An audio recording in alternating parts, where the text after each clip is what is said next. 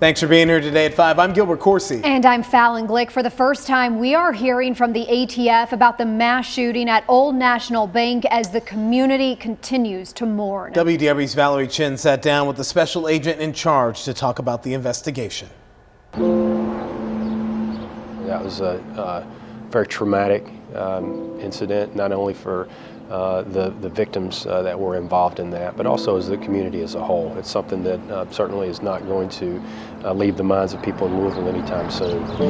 It's been just over 2 weeks since a mass shooting at Old National Bank. Police say Connor Sturgeon opened fire, killing 5 of his co-workers. His family saying the 25-year-old struggled with depression, but they saw no signs he was planning or was capable of such violence.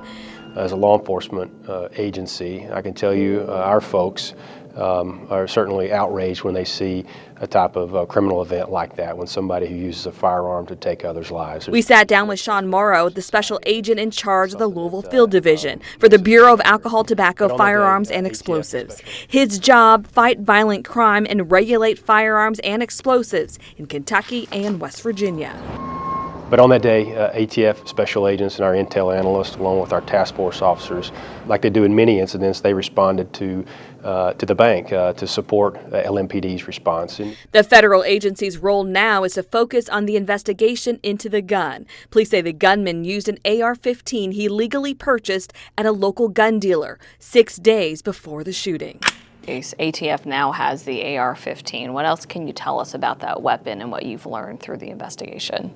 Well, the investigation is still ongoing, so I have to be very careful about what I say at this point. I think it's a bit premature to start talking about findings or anything that is not wise to put out just yet. Certainly there's a lot of interest in that particular firearm. As I mentioned before, ATF's responsible for investigating the firearm, determining where it came from, if it was used in any other types of crimes. ATF released a statement saying, in general, firearms seized by ATF and federal investigations are disposed of in accordance with federal law and are not transferred to KSP for auction.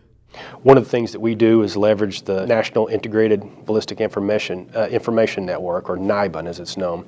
So we take test fires from firearms seized during police investigations, or even cartridge casings that are seized in other investigations. That information is entered into the system, and then it gives us, if that firearm was used in another crime, it will tell us that. Is there anything you can say about his motive or writing a letter about his intentions? Yeah. So I think at this point, that's not something I'd be willing to comment on. I think it's important to point out that anytime firearms are in the hands of the wrong people or someone who intends on harming others, that's a problem. At this point in the investigation, I don't think I can comment on that. With photojournalist Darius Bowie, Valerie Chin, WDRB News.